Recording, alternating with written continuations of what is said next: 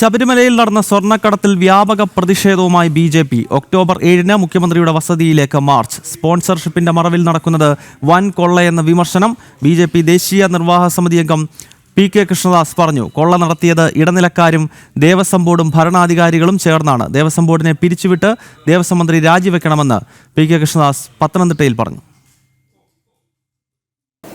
സ്വർണ്ണമോഷണത്തിലൂടെയും sponsorship കൊള്ളയിലൂടെയും കോടികളാണ് കാലാകാലമായിട്ട് കവർന്നെടുത്തിട്ടുള്ളത്.